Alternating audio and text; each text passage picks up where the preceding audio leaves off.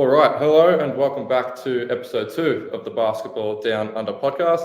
I'm your host Sam Hirschauer and I'm joined by good mate Jordan Mole. Today we've got a very special guest. So it's our first guest for this podcast. We've got a guy who we've been looking at for quite a few years now. Played basketball for the same club as we did, Diamond Valley. We've just had a chat just about our age groups and how we're all pretty much a year or 2 years off each other. This is a guy who used his basketball talents, got over to the US and had a pretty cool college career out of it. And then has now come back to have his own training business called ParkoBall Training. Without further ado, we're welcoming in Riley Parkinson. How you doing, mate? I'm good, thank you. How are you guys? Very, very good. We're very excited to have you on. Very good, very good. Excited to be here. Thank you for having me. Yeah, good. I guess we wanted to start off, growing up playing basketball for Diamond Valley. When was the period of time? I guess was there like a switch point where you thought, hang on, college could actually be an opportunity for me that I could pursue and go for it? To be honest, not while I was at Diamond Valley. So yeah, I grew up wanting to play rep basketball. I didn't even play like in a domestic league on a Saturday. Got the opportunity to play rep through one of my friends who ended up being my teammate. There was an open spot on the team. So that's how that got started. Yeah, then nice. Going back and forth to games, COVID happened, season got cancelled. Then throughout the COVID period where there was no basketball being played at all, that's when I was just working out every single day. And then I thought, when I go back to playing, if I have a good season or if I'm playing well, then maybe it could be an opportunity. Yeah, absolutely. It's funny just saying that, like throughout COVID, it feels like most people kind of got out of sports and went away from sports, but you've somehow managed to kind of get even deeper into it and get into, potentially going for a college route. So no, that's really cool. Yeah. So I just use that time to grind and nothing else absolutely. To do. Yeah, no, you make a good call. It was either binge watching TV or it was basketball, one or the other. Yeah. Yeah, well, COVID's such a big time for everyone there. We saw a lot of people, like Sam said, stop sport or, couldn't really go outside, didn't really have access to basketball. When you talked about like just grinding away, like we played, 3 games for probably 18 months back then with how much everything stopped. What, in your term of running, everyone likes to say that, they get out there and they work hard, but what sort of was your routine, if you will, whether it just be in your backyard or whatever it may be? Improving in the game. Actually, before that point, I kind of imagined I was like every other kid now, and I thought I was working out, but I was really just putting up a couple of shots, working a little bit on my handle and thinking, that was working out. But actually, great timing. My friend who was playing college basketball in America came back and we started working out together, and he sort of led the workouts and structured them and everything. So I actually saw what working out was actually like. So a lot of it was just structured, combo moves into layups, combo moves into shots, coming off screens and all of that. And it would go for an hour and a half. And then the last half an hour would just play one-on-one and I would just get destroyed. Happens to all of us. Going from obviously you've had your mentor there, but I remember I went with Diamond Valley. I had a US tour a few years ago. We met this guy named Ben Hunt, and he has a role now with the Dallas Mavericks. We got to meet him and chat to him, and he was mentioning the difference between what he did, because he ended up playing summer league over in Dallas, like early 2000s. But he was saying like the importance of networking and how, being able to email coaches, email teams, organizations, and using that platform and actually getting your name out there was the reason why he was able to, to get a summer league opportunity. So just going from that and into how you ended up being, heading over to college, in regards to networking, like how you've obviously worked really hard on the basketball side of things, but how did you manage to get yourself noticed and like with coaches and everything overseas? Well, that's the thing. Like a lot of it was through networking, because I'm sure there were plenty of players who were in the ones teams and better than me, or taller than me, stronger than me, and all of that. but I think it was the networking skills that actually got me there in the end. But a lot of it was emailing coaches, but also going on Twitter. My profile, I sort of made it like a player profile, put in all my details in my bio, posted some highlights, but then just following coach after coach, messaging them, doing research on their program. Because the way I thought about it is that they're going to have people emailing them all the time, but they might not get Twitter DMs, so they're more likely to check. Fair enough. But then if they check that, and I'm also, specifically interested in their school, and I can say I'm interested in your program, rather than it being like a mass message that, is just copy and paste. So I think that was a really big help. I reached out to hundreds of coaches, and, probably hundreds never even got back to me at the end, but there were definitely a lot that got back to me. And I sent a mix of emails and DMs, and emails, I barely heard anything. So I think Twitter DMs was definitely the way to go. Yeah, no, fair enough. Well, like you're saying, in a different part of the world, it's much harder. We played, done America trips, and there's scouts that come to high schools and watch the varsity games. It's much easier to get noticed there, even if you're playing, not as good of a level, because you've got the market there, obviously, for it. And you said you sort of went on Twitter there, and then went some emails and that sort of stuff. Did you sort of have sort of a set expectation of what level of college ball you wanted to play? Because obviously you reached out to so many coaches, but there is obviously a big commitment going over as another country, completely got no idea, no mates really that, would be over there. Did you sort of have a plan for where and what sort you wanted to end up with? Sort of a loose plan. So I knew, for the most part, I just knew that I wanted to go over there and I wanted to play basketball. That was just the whole thing I was going off. Now I knew at the level I wasn't going to make a Division 1 school. That's for the people who maybe play for Australia, go to AIS and things like that. Then I thought, okay, D2 would be the ultimate goal for me. I think that's an achievable goal for me. Then NAIA and JUCOs, and also D3, I knew that was something that I could achieve. D3s, I knew that they didn't offer athletic scholarships, so I knew that would be hard. I needed somewhere that could actually offer some money, because there was no way I could go and afford it by myself. So I did get lots of interest from prep schools, but from everyone I'd talked to and just some advice I heard, I got told to just sort of stay away from that scene. But yeah, once I got some college offers and I got the NAIA offer, I knew that was the right decision to just go with the NAIA college. Yeah, sweet. Now, the college you went to, that was Bethel, correct? Yeah, correct. Yep. Whereabouts was that? In Kansas. In Kansas, yeah. And just thinking about it, the idea of going overseas, I mean, uprooting your whole life, that's a crazy commitment.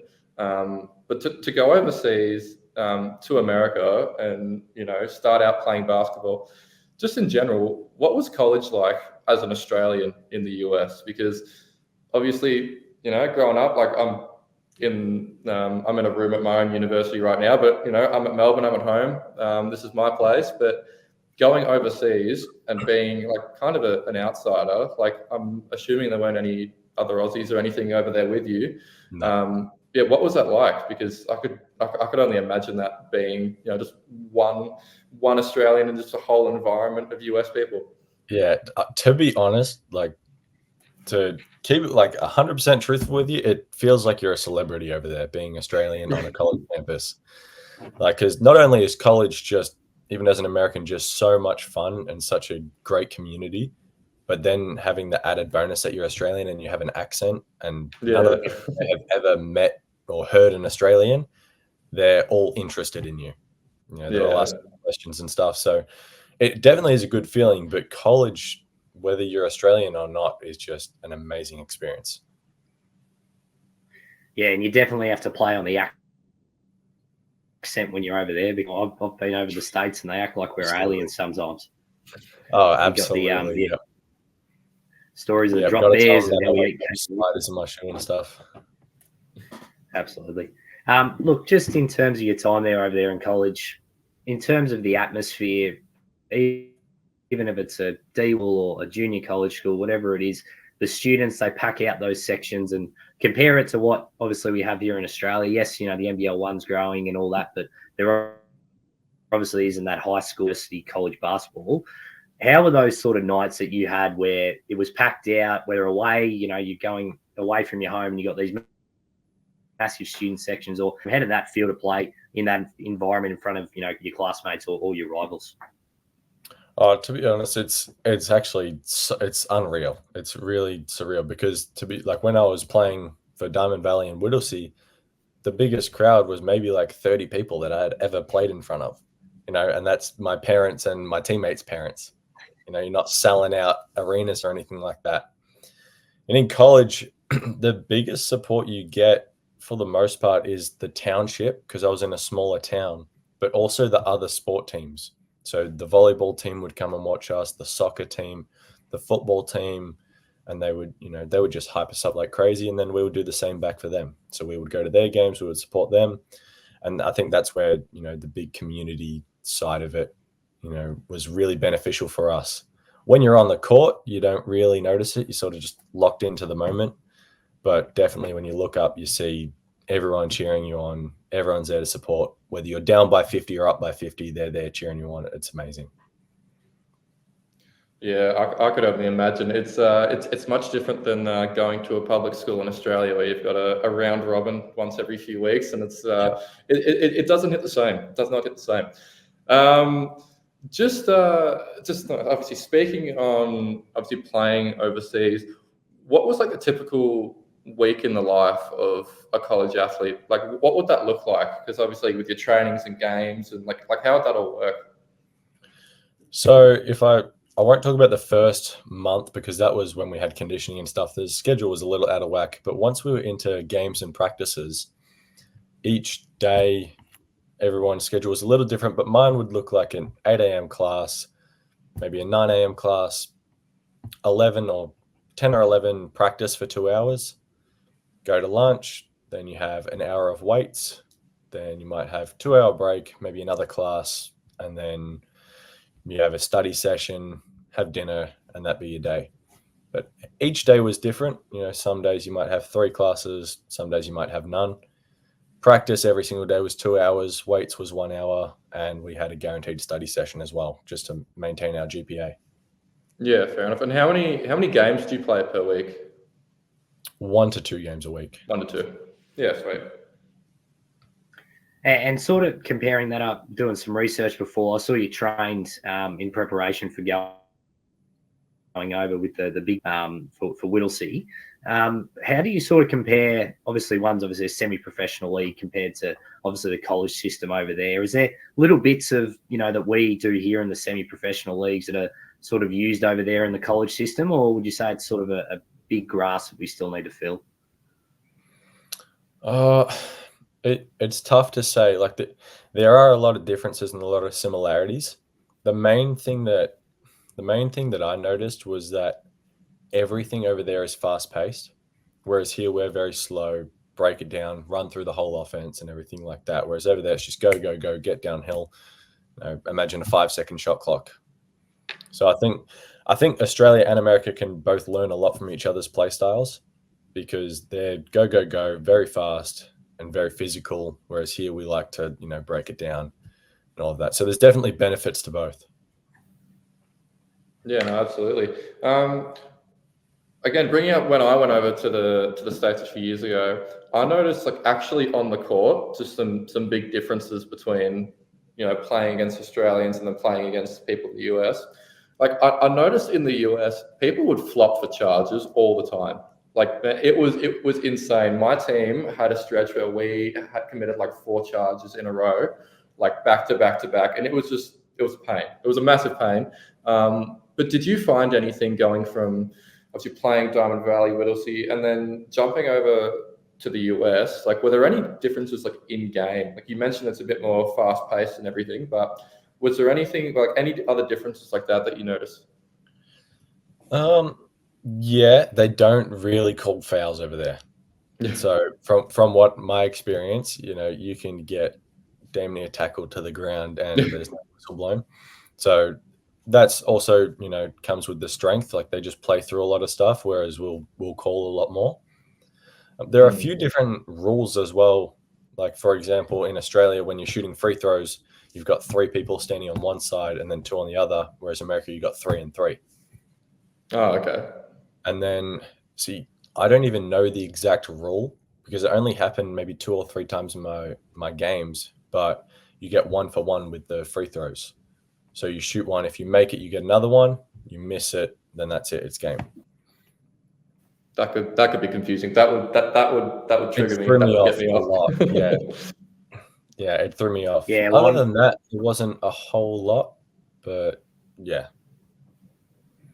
Yeah, I know there's a big difference. That 1-on-1 free throws, it's still the double bonus. I know in the high schools it confuses people, and yeah, we won't talk about how I lost us the game by missing a 1-on-1 free throw over there on the USA trip. But obviously, I've moved away from sort of your playing days now, obviously over to coaching now. You got your own business where you're coaching, I saw on your website, as much as, really young kids, some more experienced NBL1 sort of kids. Do you want to sort of give us an overview on what you want to sort of build with this coaching business now in a market that seems like everyone's got a basketball academy nowadays? Yeah, so the main thing I want to do is just expand my clientele as much as possible. I want to run camps all over the world, and I want to get my own home base. I want to open up my own gym where I just have, a home base essentially, where I've got kids coming in. It's a hangout spot for them. They've got their classes, their workouts, all of that, and then they can go home. But, because the trouble I have at the moment is because I work out of other people's facilities, there's no guaranteed hours. So if I can have that home base, that's a big goal of mine. But then also just travel the world with it because, basketball is all over the world. And if I can host a camp in somewhere in Europe or host a camp in the middle of America, I would love to do that. Yeah, that's the dream, isn't it? That would be unreal. One thing I remember, because playing for Diamond Valley, when you hear someone going over to the States with college opportunities, obviously I heard your name and like I was keeping tabs on, what you were doing. I noticed that you played over there, but then this has been one question I've been wondering for a while. You've managed to be training Mikey Williams. And I'm like, how did that come about? So after college, I just went for the 1 year. Yep. And then I came back a little bit early. I came back in April, whereas typically people leave in May. And then I had a 2 to 3 week period where I was just unsure of what the next step for me was. Yeah. And at that point, because I'd just come back from college, I didn't have a job. So I started training kids just on the side, $10, $20 a workout. I'll train you at the outdoor courts.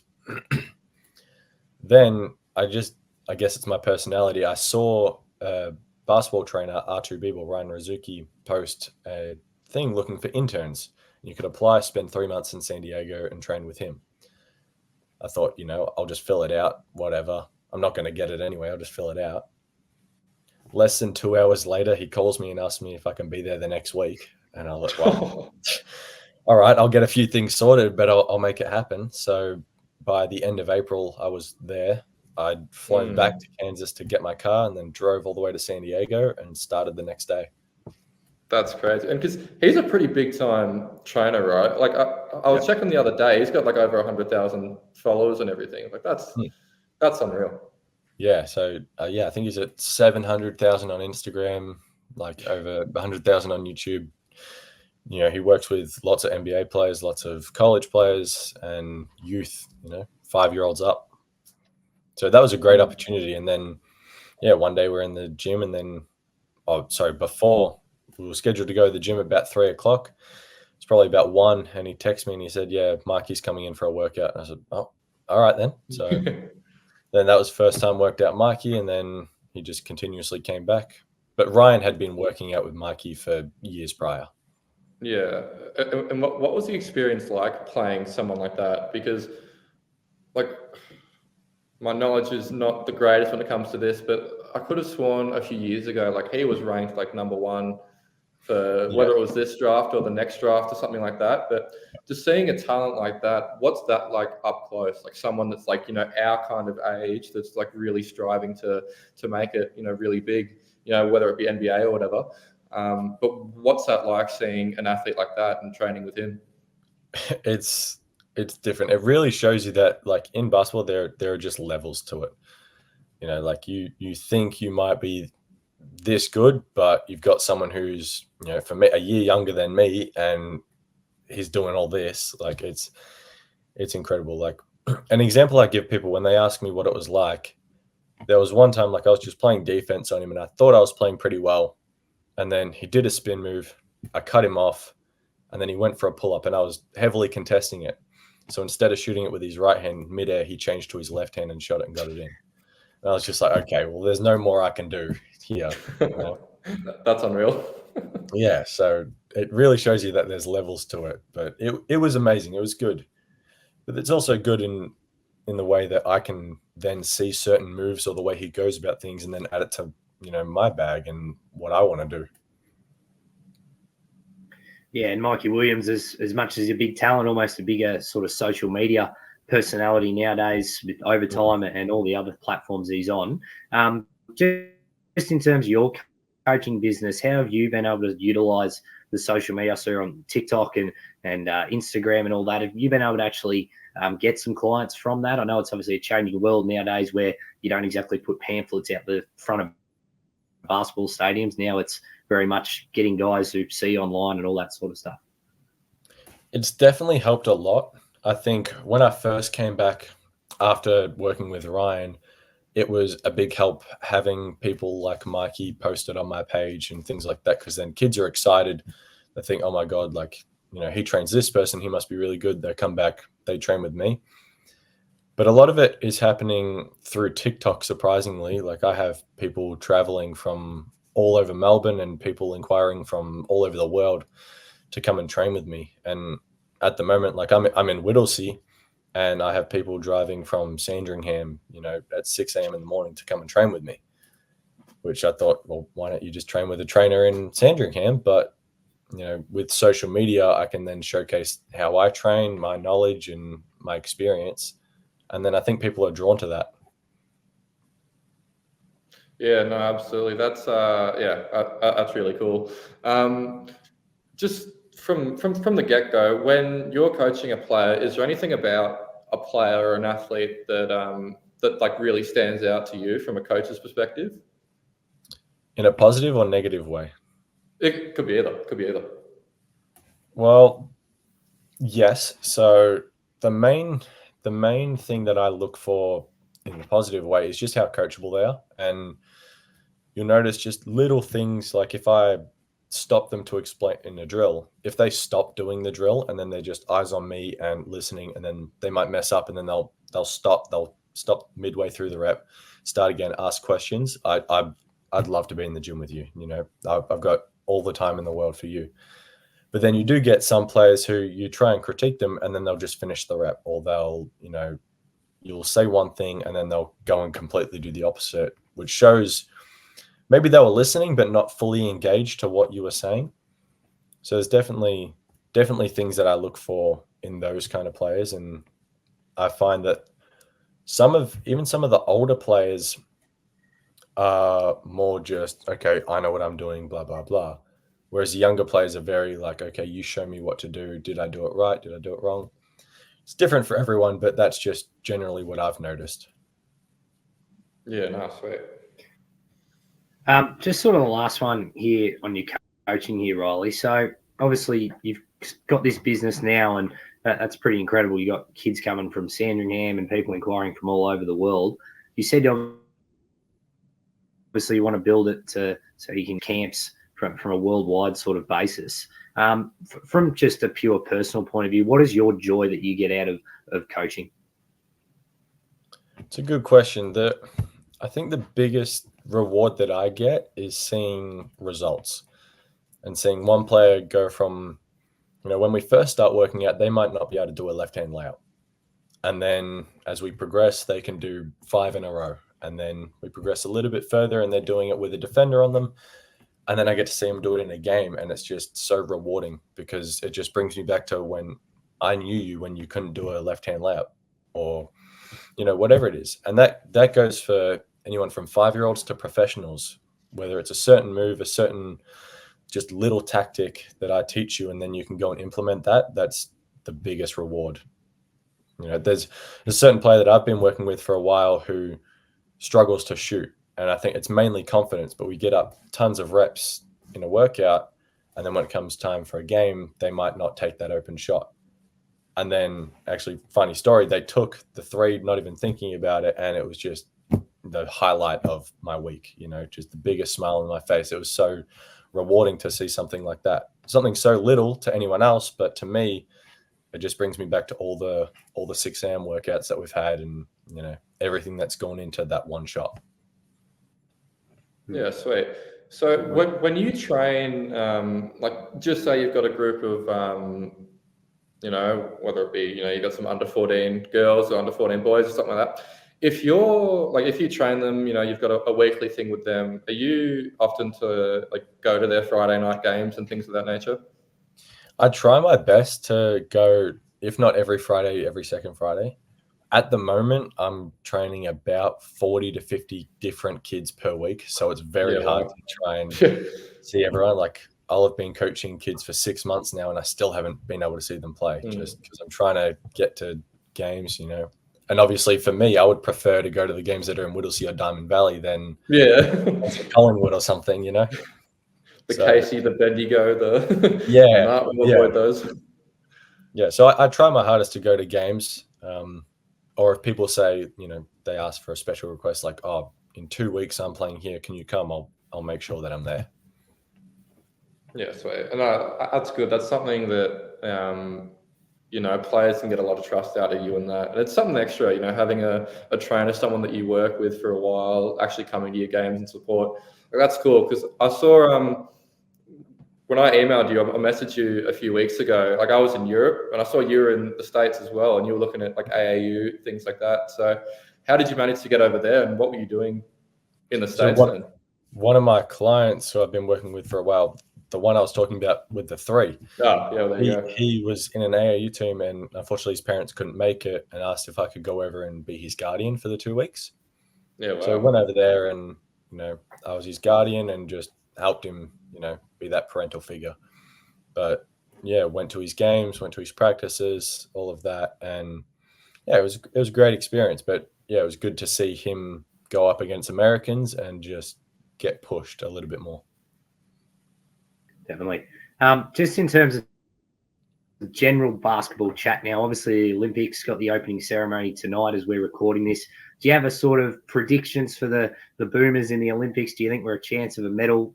The odds say probably not, but have you got someone who you reckon could be a bit of a bolter to try and get us to a bronze medal match?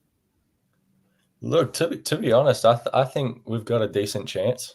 I think, Canada and USA are going to be tough, but, seeing how close we came to USA, I think there's definitely a chance. It's very tough though. If Patty Mills can shoot the ball how he shoots it, if Dyson Daniels and Dante can play great defense as they do, then I think we do have a winning shot. But it's so tough because every single team who's in it is almost unstoppable on paper. I don't know if you guys saw, there was like a graphic that came out a few days ago. It was like the dream team ended up playing against only 9 like NBA players, but the current USA team, minus them, there's about 64 NBA players like all throughout the tournament. Like that's something crazy. It's unreal how the world's just evolving like that, and makes it that bit tougher for the Aussies, unfortunately. Yeah, unfortunately so. But I'd love to see them win a medal though. No, absolutely. That would be unreal. And then one other thing, I'm going to try and get Jordan to put it up on the screen. I don't know if you've seen the Boomers jersey at all, but what are your thoughts on the Boomers jersey? Because it's a weird one. Look, to be honest, it looks like a track and field jersey. I did see this thing though. It was on Patty Mills, and he definitely knows how to make it look good with all the extra he's got Yeah, to be honest, it's not the greatest jersey, but I mean, I don't know who designed it, but I don't know. I'm sure they're getting fired or getting a pay cut. Yeah. You know, Oh, at it the doesn't end of matter the how you day, look as long as you as can long as play. they go out and play well, it doesn't really matter what they're wearing. Yeah, no, absolutely. Well, I think when you've got Absolutely. players actually coming out and saying, "What the hell is this?" I think Fireball came out and cracked it. I think a few others, Bogut cracked it, and all this. I'm like, you've got one job. It's not that hard. Just create. You don't need to reinvent the wheel with this sort of stuff. Just don't make it look like the javelin team. Yeah, and they had a chance to change it too. Like, people expressed that they didn't like it. Just make a few changes and everyone will be happy. 26 million Australians or whatever it is now, not one person can come up with an idea that's not, as Jordan said, a javelin-looking jersey. Yeah. Perfect. Awesome. We'll wrap it up there. Riley, thank you so much for coming on. We've really enjoyed having you come on and listening to your story and everything like that. I guess we'll give you a chance now if you want to chat a little bit about your brand and if you want to kind of plug that a little bit. Yeah, sure. No, first of all, thank you for having me. It was a pleasure being here. For those that don't know, I run ParkoBall training, so a training business here in the northern suburbs of Melbourne. I'm doing privates and group classes from everyone from 5 years old all the way up to NBL 1, NBL, and college people. So if anyone ever wants to get a workout or look at the social media side of things to just work from home, then feel free to do that. Perfect. 100%. We'll put all the links to your social medias and all that in the description. So anyone who's wanting to have a look at the stuff, just go to the description below. We'll link the TikToks, Instagram, and the websites. And give Riley an email, and I'm sure I'll get back to you real quick. Yeah, absolutely. Thank you very much for that. No worries. Perfect. Well, thank you. And to everyone listening to our show, we're a very new show starting out. So please follow us, subscribe to us on YouTube, follow us on Instagram and everything like that. We'll continue to grow the show and have more people like Riley come on and go from there.